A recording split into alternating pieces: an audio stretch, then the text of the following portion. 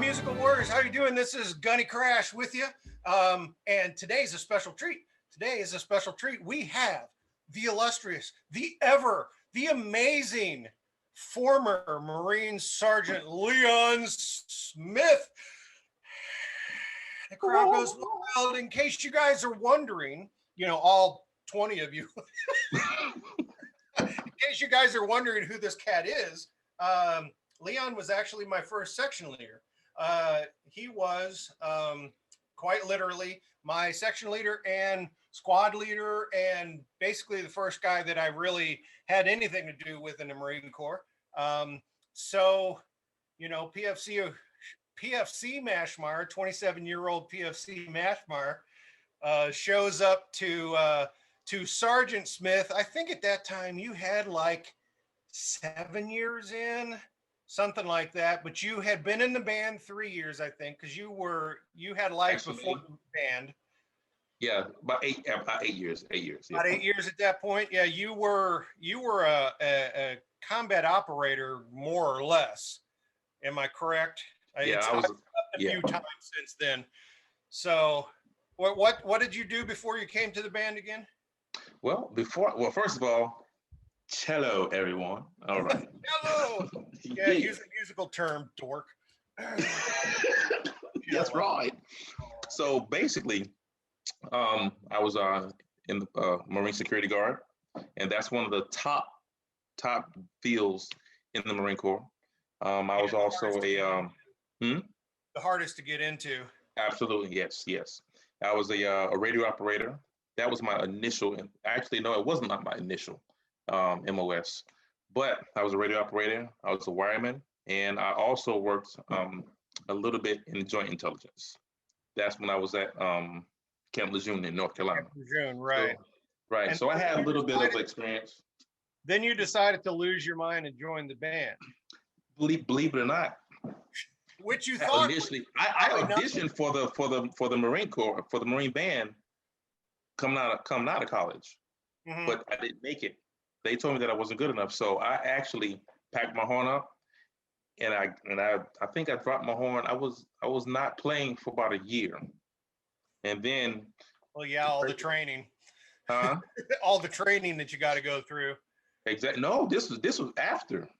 Oh, after the A school and all that good stuff? Yeah, after all of that. So I auditioned. They said, not good enough. So didn't pick my horn up for about 2 years. And the oxymoron about it, I took my OJT audition at Camp Lejeune, and I passed. I don't understand how that happened. Go from playing all the time and then not playing. Your will. Hey, but I did that for a while. So basically, what I did when I was at Camp Lejeune, I actually did dual MOSs, meaning my military occupational status. I was actually going to my military duties as far as being a radio operator and in the band at the same time. I did that for a whole year. Wow. Yeah, so it was a little stressful and taxing because I would actually I'd come off of deployment or field exercise, and 2 days later, I would go over to the band and travel with them, come back from the band, and I did that for a while. Well, and a lot of people, that are tuning in and everything, probably because it's a Marine Corps thing and stuff like that, they have no idea what the band does. And oftentimes they have no idea just how busy we were. We prayed for 60-hour weeks. That was an easy week, especially during the season, and I remember there were times at Quantico during the change of command season that we were doing 4 gigs a day. We didn't know what we were going to play on a ceremony until the bus ride there, and we had our pouches out, and the EBL was telling us what we were going to play and that we better not screw it up. But hold on, hold on now. You got to tell our audience when we say demanding, we literally had to have, I think, 40 pieces memorized, and then on top of that, another 60 pieces that we knew off the fly. So we really didn't have any time to practice. Yeah, it was 2 things. We had the extensive memorization list, and if I remember correctly, You did 36. It was 36 tunes at the time when I did my first memorization test for you, and you made me play all of them front to back. There was no, what we're going to do, Lance Corporal Mashmeyer. I think I might have been a PFC at that point. What we're going to do, PFC Mashmeyer, is I'm just going to start naming off pieces of music and you're going to play them. And I was like, okay, Sergeant, you want me to play them all? Did I say to stop? No, Sergeant. No, Sergeant. You didn't say to stop. All right. And you never stopped me. I think like after 3 or 4, you said you could go ahead and play straight through. You don't have to do the repeats. Right? And you took notes. And at the end of like an hour and a half of playing, my face was like, bleh. You're like, well, you missed 4 notes on this song, you missed 3 on this one, and you missed 2 on this one. So those 3 are going to play for me tomorrow. And that was, no, good job. Way to go, Marine. That's a lot of stuff to memorize. No, that was just normal. Now I can function within the unit, and that was the thing. You never sugarcoated nothing. And that was probably the best thing for me, was just to, here's the line, man, and you're going to reach it or you're going to fail. Which one are you going to do? Right. Well, and that came up. It had somewhat to do with the upbringing as far as how I was trained, and then also putting my mentality into it as well. Because if you didn't do that, what was going to end up happening was you get swallowed up. Right. Okay. And for that was really protection from our command. Exactly. If I knew what I was doing, then they would leave me alone. And that was your way of shielding me from getting my ass handed to me by our bosses. And you don't understand that until you get to that sergeant rank, where, right.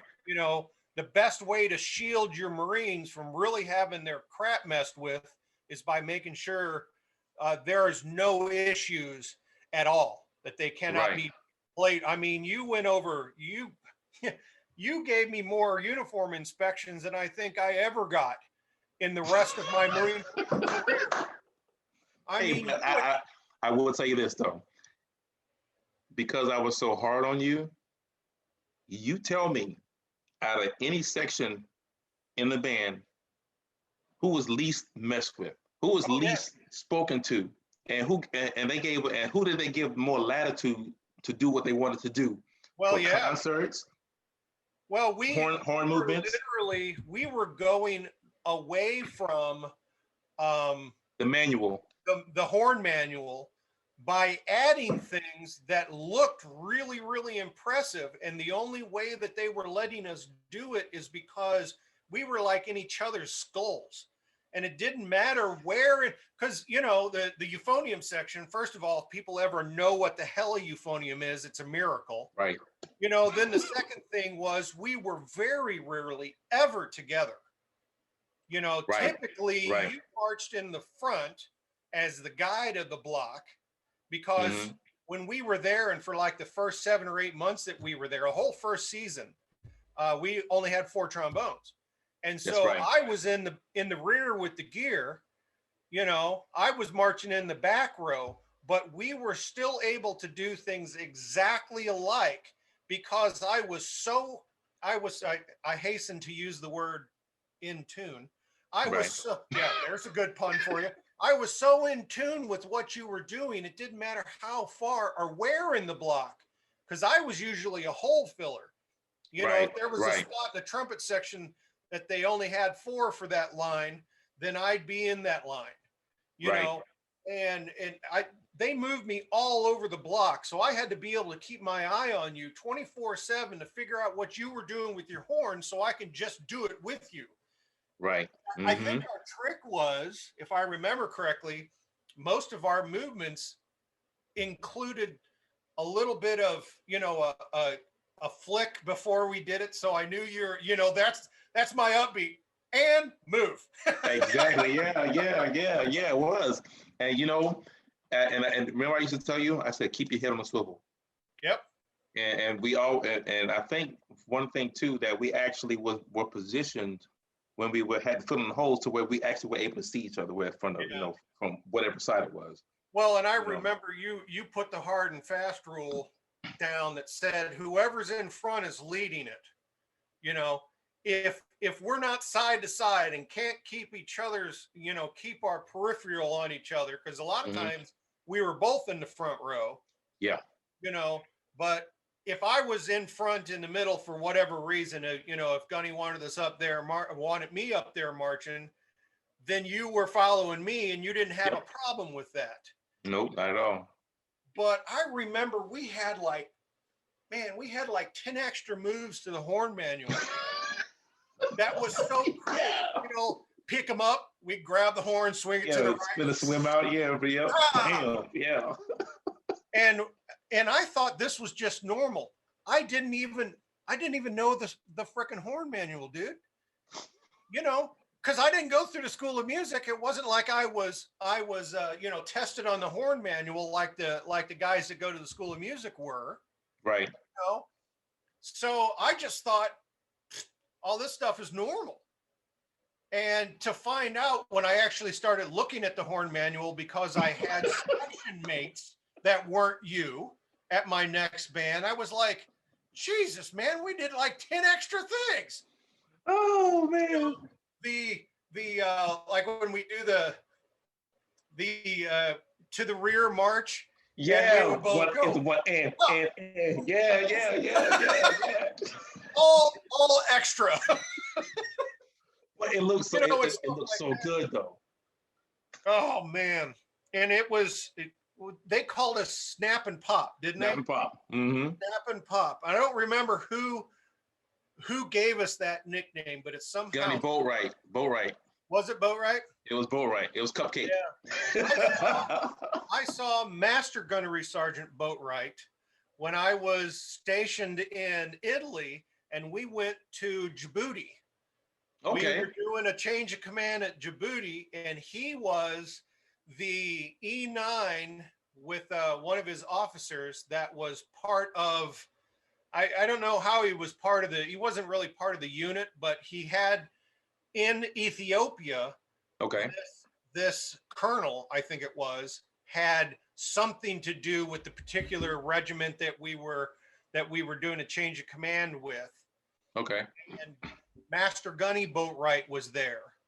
And I see we found each other. It was one of those things where, I'm sitting there listening to the speech, and there's always a speech.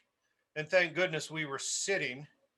Oh no. I happened to be sitting on the turn of the band and could look at the audience. And I'm just looking at people like, oh yeah, he's really uncomfortable. Yeah, that guy's trying to find our happy place. That's I think you were the one that taught me that. You got to find your happy place, Marine. And then the movie Happy Gilmore came out, and the happy place was midgets on tricycles and mugs of beer with a gal in a teddy, and so I was off in my happy place, and I was watching the face of people, and sure enough I come across Gunny Boatwright's face, and I'm like, that is Boatwright. Yes. And wow. He had found me, same thing. Soon as it was over, we were made a beeline for each other. I'm like, Master Guns, holy crap. He's like, nice. Gunny Mashmeyer. Nice. Well, and his wife would watch our kids. Yeah. She watched our kids. I don't know how many times for me I took Becky to a Kiss concert in DC, and we didn't get back home until 3:00 in the morning, and she had watched our kids. Megs she was great. She's good people, still good people. I'm friends with her on Facebook, but yeah, she was the first gig I ever took out with the band as a corporal. Okay. She was top cover for me. Technically she should have been in charge of the gig, which I'm sure she was, but she's like, no, this is yours. I'm just going to sit back here and I'll make observations and we'll talk on the way home. I'm Hey. like, you know, and that was the thing about if you're really, if the people that are your bosses at your first band do not hold your feet to the fire, you are going to be a piece of crap your entire career. With you've never met Leon, have you? I don't think I have. Leon, this is my youngest. Oh wait, hold on. Well, no, wait, hold on, Avery. Yes. Now, I'm going back. We're going to back it up. I used to babysit you. Probably. Oh no, I did. Yeah. I actually did. As a matter of fact, let's see here. Yeah, we were all at Quantico, and you were like this big, and I babysat you. I sure did, and Lexi, I sure did, and Augusta too. And Augustus, yep. Yeah. Everybody. So yeah. So I know you, and you don't know me. I was really young. I don't remember. No. Oh, So, hey. In case you didn't know, Avery, this is Leon, my first section leader. So, and when I got to Quantico,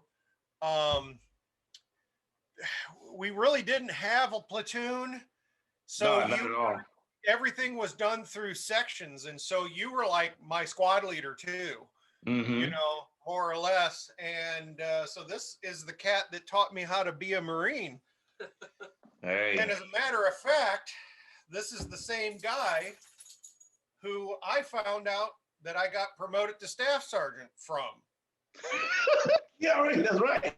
That's My right. sergeant major hadn't even gotten to the unit to tell anybody that we were on the list. And I got a call. I was in a section. I was in a sectional. This was at Albany, Georgia. That's right. That's right. Sectional. Somebody came in and said, "Hey, Sergeant, you got an important call from a sergeant up at Quantico. He's got to talk to you." And I'm like, "Tell him I'm in a freaking sectional." And they're like, "Well, we already did, but apparently it's really important." And I grabbed the phone and I was like, this is Sergeant Mashmeyer. Who is this?" "Well, this is Sergeant Smith, Staff Sergeant." "What?" "Oh, I was, I'm sorry, Staff Sergeant Select Mashmeyer."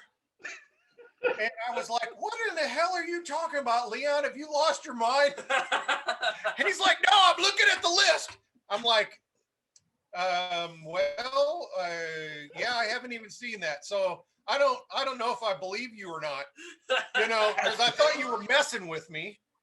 And so in walks the sergeant major. I'm on the phone with Leon, and the sergeant major walks in, and I'm like, "Just a second, man. Sergeant Major, how's it going?" He goes, "Mashmeyer." I was like, "Yes, Sergeant Major." He goes, "Congratulations, you're a staff sergeant." I was like, I'm holding the phone. I said, "I just found out like 2 seconds ago." That's funny. That's right.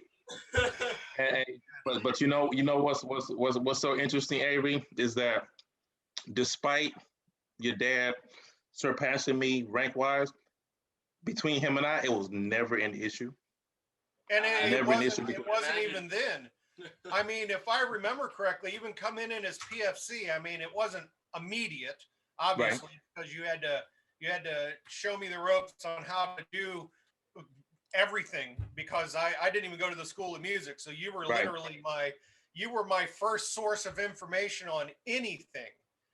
But once I learned how to, march correctly and hold my horn right and all that other kind of stuff, Leon's like, "Well, I'll tell you what, when it comes to marching and everything like that, I'm the man. You're going to listen to me." "Yes, Sergeant." He goes, "When it comes to music, I'm going to listen to you." And I'm like, "But I'm only a PFC." He goes, "I don't care. You're a music teacher, man." Hey, it's like you got to realize what you got and work your strengths, and that's what we did, and it was literally a match made in heaven for us, because no one can actually compete. Well, I wouldn't even say compete. We had a relationship that the other sections didn't have because they looked at us like, man, well, how were you guys not butting heads? I said, because he knows this place and I know mine. Yeah. And I only crossed that line one time because I remember you told me, you were like, hey, listen, when we're just you and I and we're doing our thing, he says, I want you to call me Leon. I'm like, okay, Sergeant. He goes, go ahead and try it. I was like, okay, Leon, I think I can do that. And so for like a month and a half, everything was cool. Everything was fine. And we were around. We were around a group. We were around a group of sergeants. It was me and one other guy and a bunch of sergeants. And I said, "Hey, Leon. Sergeant Smith." And I was just pounced on by all the sergeants. You know. We get into the room together, just he and I. And he's like, "I told you, you dumb." Not to say that in front of other people, because he was right with him. He was, yeah. Well, what are you doing, Lance Corporal? Yeah, yeah. It was good. Oh man, gotta keep it the formalities in front of other people. Exactly, gotta play the game. Exactly. That's right. I mean, geez, man, we did everything together. We would go to lunch together. Half the time come to my house, or I go to your house, or we go grab something real quick. We were always together. It was crazy. Yeah. Hey, as a matter of fact, I still remember when we worked on your Porsche together. We did that for months. Remember that? Oh my God. That was that was a 1978 Porsche 924. Yes, that was the same car. That was no, it wasn't a 78. I'm sorry. It was an 1980 Porsche 924, which was the same car that Kiss gave Eric Carr when he joined the band. That was his, hey, you're a rock star now. We're going to give you a Porsche 924. And I happened to buy exactly the same model that they gave him. Of course, mine wasn't as nice. If you recall, it was quite the pink pile of crap. Actually, but you know what though? But hey, no, I will say, between you and I, we actually did a lot of work to that car. Oh yeah. So well, I mean, it started out as a pink pile of crap. Pink being it was a red. It was supposed to be red, and it had serious faded because it was a crap paint job. Hey, it was great. That car was a sweet deal until I blew the engine up. When I blew the engine up, then it became a very expensive car. Wow. How long did you have it before you trashed it? Let me see. Well, it went down to Albany with me. Okay. But if you remember, well, I got the engine repaired. I drove it the whole time. Well, most of the time I was up there. Okay. And then something happened to it. It broke down when we moved down there. Okay. It stayed up in Virginia at Jason's house. Oh, okay. Okay. Harris? Yeah. Mm-hmm. And so at one point I had to drive back up and trailer it down to Albany. As a matter of fact, we trailered it down when he moved to Albany because he followed me to Albany. He and Chris followed me, and the girls followed me to Albany. But yeah, I had it down there.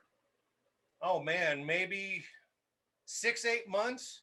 Fixed what was wrong with it, and then sold it to the piano player, Rush, Sergeant Rush. So yeah, Sergeant Rush bought it before he went to Cherry Point. And then when he got to Cherry Point, he painted it yellow. Why the hell he painted it yellow, I have no idea. But yeah, that was quite, man, I haven't thought about that Porsche forever. So, but anyway, yeah, that's my kid. My youngest anyway, he's 21 now. Good to see you again for the first time, Avery. Yeah. It's been a couple nights, you know. Yeah. Yeah, a couple. He turned 1 on the trip to Albany, so he wasn't even 1 when Wow. we left. Okay, so yeah, he wasn't coherent enough to remember or know anybody, but No, Lexi sure was though. Oh my God. oh yeah, Lex was was like, she was a handful at that point, man. Well, you were, dude. We were there when When I she got was that born. call. Well, I got that call when you and I were in a rehearsal. Just I think we were in a full band rehearsal, and it was the Yeah. school. And they're like, yeah, Staff Sergeant Sergeant Mashmeyer, can you come to the school? I'm like, why? Well, because we can't find your daughter. She had left her first grade class, decided that she was going to play hide and seek after not having told anyone that she was going to play hide and seek, and then she hid in the janitor's closet. Not good. It was not good. They had found her before I got there because I guess she told a little girl in the bathroom that she was going to play hide and seek, and so they started looking for her like she was playing hide and seek, and sure enough, she was hid pretty well in a. Yeah. Hey, we got stories, man. Do you hear me? We got stories. I'm talking about work wise and personal. We got stories. Oh man. But they're cool stories. They're good stories. All of them. They're life-changing stories, honestly. Yes. I mean, when I think of the trajectory, is that how you say it? Trajectory? Yes. Yeah, that's probably not how it's pronounced. But trajectory, that's it. Of the way my life was going, fifth year band director, couldn't even buy a house in the town because I didn't make enough money as a teacher to be able to afford to buy a house to raise my family. And I joined the Marine Corps, and I was like, I could do this for 4 years if I don't like it, but the one thing I don't want to do is wonder if I should have. Right. Take that leap of faith, huh? Yeah. And then you were my freaking section leader, became my best damn friend in the entire world, And the funny thing about it is all of your ebonics lessons and, all about the, hey, I don't care that you and, I don't care that you and I are photo negatives of each other. We're going to teach each other about the other one's life, And so you were like, no, man. No, it's I. That's how you say it. I. And then I worked for that moving company in Alexandretta up near DC, and I was the only snowflake in an entire group, and I felt just as comfortable, and it's like when I took this job at Westview, the principal's like, man, you seem really comfortable. And I'm like, yeah, why wouldn't I be? I was in the Marine Corps. We're all just shades of green in the Marine Corps. I said, I don't care what color the kids are. I'm going to be here to teach them how to play music, Time out. And so coming through the ranks of the band at Quantico, man, there were some great dudes there. Yeah. I learned so much. I mean, I still keep in touch with Chuck and oh, you still keep in touch with Chuck? Yeah. Taco? That for those of you we're living down memory lane here. Leon and I did a Christmas recording for our tuba euphonium. Oh yeah. I was given permission to start, if you remember. My lesson teacher, Don Palmeyer, who, by the way, is a principal euphonium player at a professional band in Hawaii. He is now, he went up to sergeant major in the Army and then retired as sergeant major. And his kid, I don't know if you ever met his kid, his son, who was a Marine just like he was. He did the Marine Corps for about 5 years, auditioned for the Pershing Zone and made it. So they were both in Pershing's Own together. at the Wow. same time. He was a sergeant major and his son was a staff sergeant. But Wow. Don had suggested that I talk to the command about starting our tuba quartet, and that was how heavy artillery was Yeah. invented. But we did that Christmas recording called what Christmas Explosion, I think we called it, or something like that. But that was Chuck's first ever recording that he had mastered of anything other than like a piano and a voice, I think, or Right. a piano and a single instrument. And now if you like read his LinkedIn bio, he has like 14 certifications after his name. You know how you have all the fancy crap that you did in school after your Right. name, like, but he's like one of the foremost experts on education of high-end audio recording processes, and it's amazing. Hmm. The knowledge base that he went on Yeah. to have is just Hold unbelievable. on a minute. Hold on a minute. Speaking of that, do you even have any of our recordings? Yeah, I have that one. Of course I have it. You want it?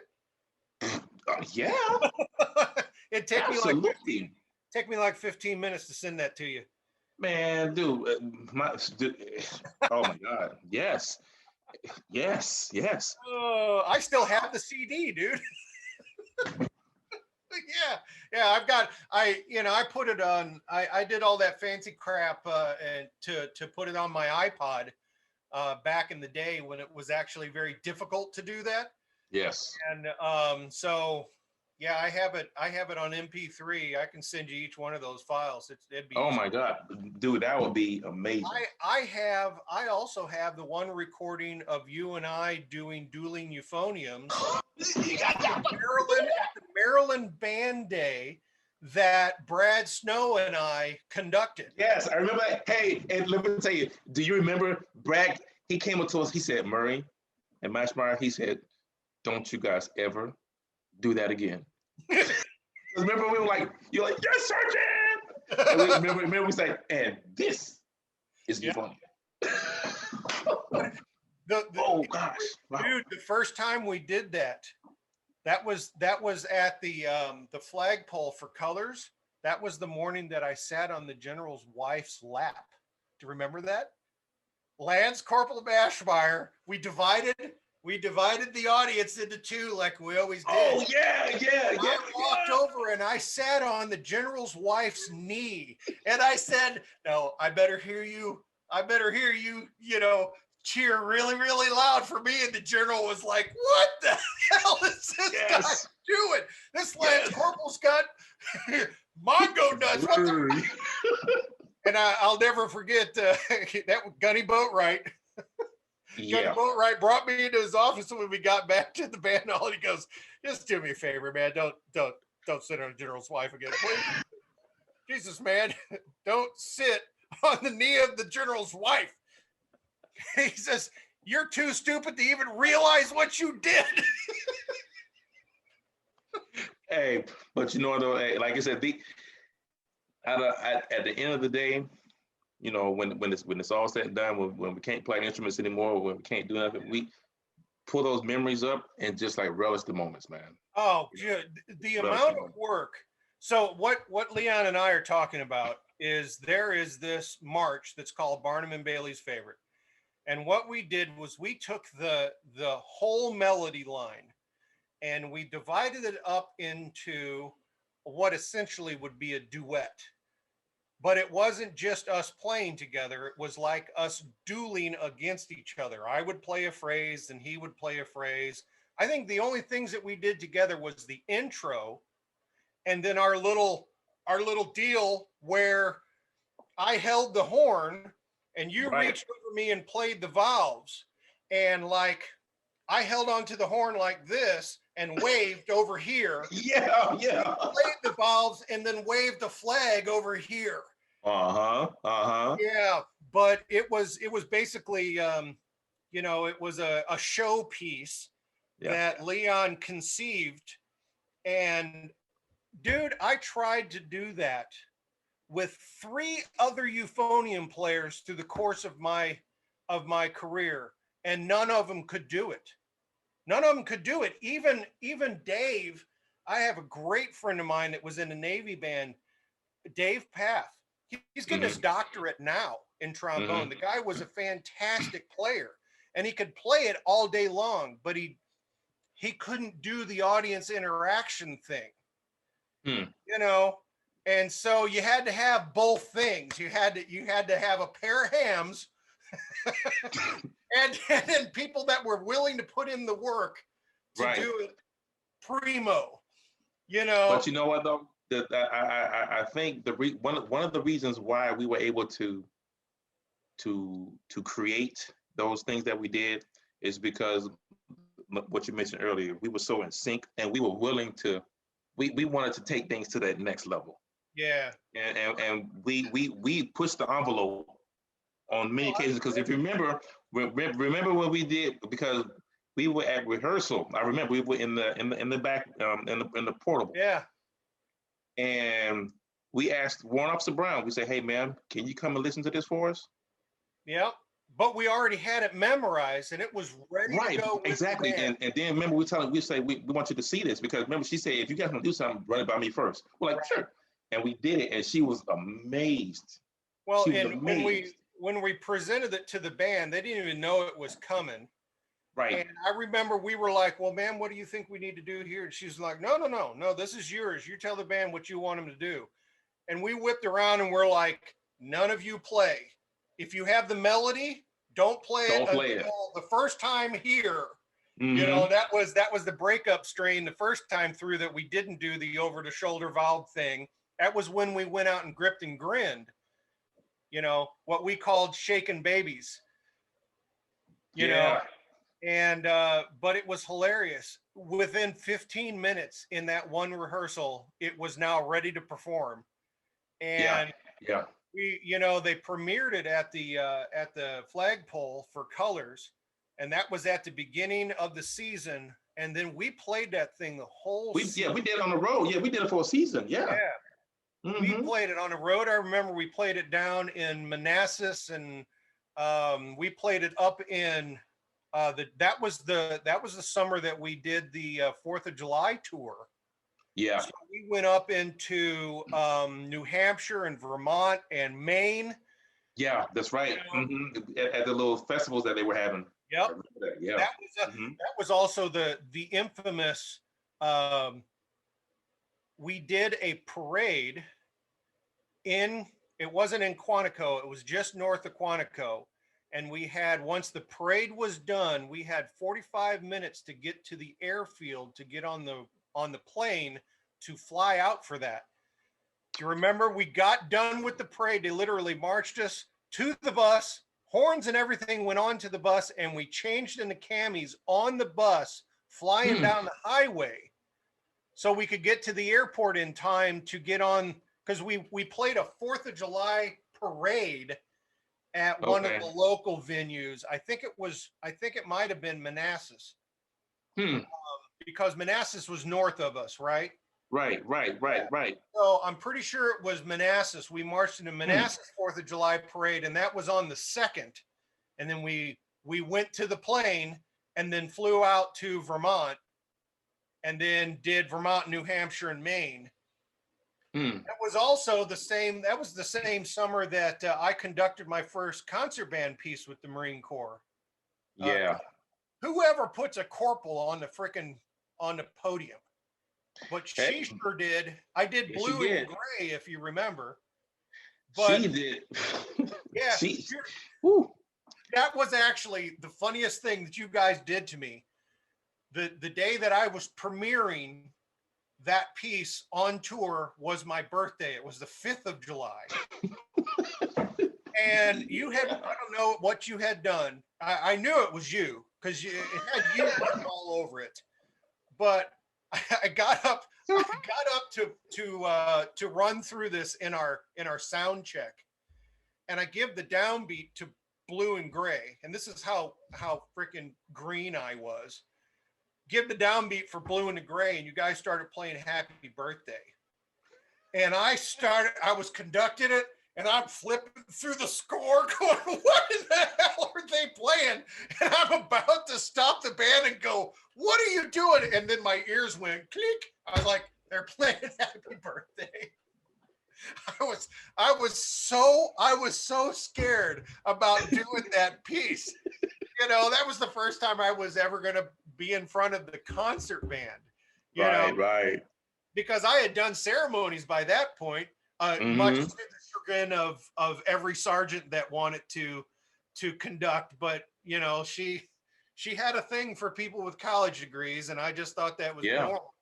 You know? But you know what though, in my opinion, she definitely put Quantico band in a different position as far as all other bands, because I mean, obviously I had been to different bands and everything, but because people were like, oh man, you guys are Quantico. And remember when we got to the point where they started, well, remember Dave Ness, I know you remember Dave. Remember how he kind of sort of start pushing the transition to where we start calling each other by our first names and all this stuff. And it didn't fly, but eventually it started to happen. And we did things so differently. So, but it was like, okay, all right. She was not the normal band officer. She was all about musicality, and she let the staff and COs know it. And so it's like, well, you know, that I think that's where if you were able to handle it, you could. If you couldn't, it's just gonna blow your mind. Like, wait a minute. It was rough. Hey, hold on. The queen bee is calling. I got 3 minutes, man. Oh, okay. I got 3 minutes. I gotta go. I'm gonna go look at a dog. And Yes. I think what we need to do is every so often, though, we need to do, because we didn't even scratch the surface on some of the stories that we have. I mean, you know, we didn't even talk about going to the field at all. And dude, we had some field stories that were crazy, you know. But I tell you, I have to say, you know, for those of us who are Marines, your first sergeant is really the important one. And you don't realize this until, I mean, I was in the Corps for 20 years. You were in for what, 13? 15. I think 15. So you don't really realize how important that initial leadership is until you're the one that's doing it. And you know that, you know, I'm a nice guy. You were always a nice guy, but you knew that there was a time that you couldn't be nice because you had to be you had to be the a-hole to make sure that my crap was wired. And I learned that from you, you know, and I took it with me for 20 years in the Corps, you know, becoming a staff sergeant, becoming a gunny. And I just remember when I moved away, one of the things you told me, you said, you know, you can play your horn. You know, that's never going to be a problem. But you said, okay, if you're going to be successful in the Marine Corps, take care of your Marines. And they'll take care of everything else. And that was probably the best advice I ever had as a Marine. You know, just take care of your people and they're going to take care of you. And always, you know, so well, check this out. Check this out. We're gonna do this again. Okay. Yeah. We definitely gonna do this again. All right. I'm ready. Definitely. I'm ready. So we'll set it up again. But anyway, I'll do. So everybody, you know, thank you very much to my guest and best friend in the Marine Corps, Leon Smith. And yes, sir. We'll see another episode soon. So you know, peace out. Love you guys a lot. And we will see you again. Bye.